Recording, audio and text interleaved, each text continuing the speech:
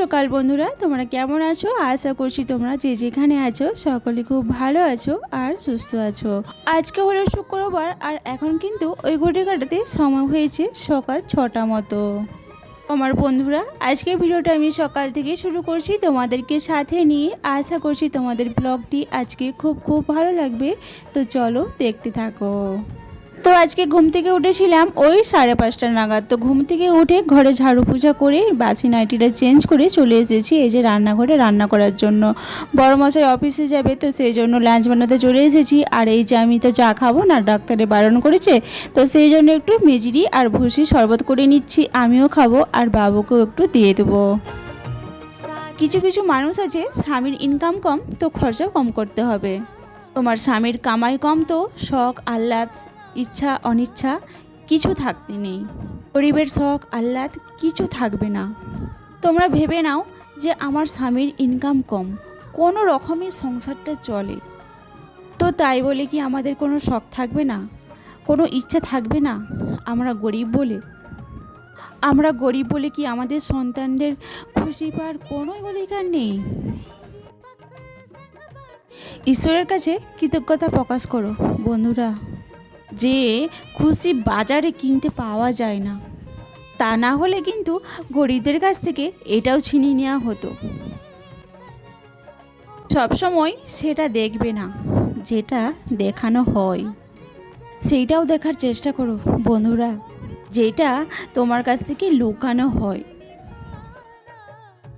যেটা খুশি কাজ করে নিও বন্ধুরা, কিন্তু গরিব থেকো না বন্ধুরা, গরিব থাকতে নেই। তুমি যদি গরিব হও না, তোমাকে সবাই পুঁটি মাছের মতো টিপে মারবে বন্ধুরা। পৃথিবীতে গরিব থাকা সবথেকে বড় অপরাধী, সবথেকে বড় অভিশাপ। পৃথিবীতে যার কাছে পয়সা নেই তার কাছে কেউ নেই বন্ধুরা। আজকাল যার কাছে পয়সা আছে না, তার কাছে সব কিছুই আছে বন্ধুরা। যার পয়সা নেই তার কাছ থেকে মা বাবা, পাড়া প্রতিবেশী, এমনকি নিজের আত্মীয় স্বজনও তাকে চোখে দেখতে পারে না। তোমার যদি পয়সা থাকে তোমাকে সবাই ভালোবাসবে। তোমার কাছে যদি পয়সা না থাকে তোমাকে কেউ সহ্য করতে পারবে না বন্ধুরা, কেউ। গরিব লোকেদের নিজের পাশেও দাঁড় করাতে বড় লোকরা পছন্দ করে না বন্ধুরা। আর ধনী লোকেদের বাড়ির কুকুরটাকেও তারা অনেকটা ভালোবাসে, অনেকটা। বন্ধুরা, এই যে বড়মশাইকে পাঠিয়ে দিয়েছি, অনেক কথাই তো তোমাদের সাথে হলো, এবার ঘর সংসারের একটু কাজবাজ বলি। তো বড়মশাইকে পাঠিয়ে দিয়েছি, ছেলেকেও পাঠিয়ে দিয়েছি। তো চান পুজো করে এই যে চলে এসেছি রান্নাঘরে রান্না করার জন্য। এই যে গরম মশলা এনেছিলাম, তো যে আমি বাড়িতে গরম মশলা এভাবেই বানাই। তো তোমরা কে কীভাবে বানাও অবশ্যই কিন্তু কমেন্ট করে জানিও। তো এই যে আমি একটু কাঠখোলায় নেড়ে নিচ্ছি, তারপরে মিক্সিতে পিষে ডিব্বায় ভরে রেখে দেবো।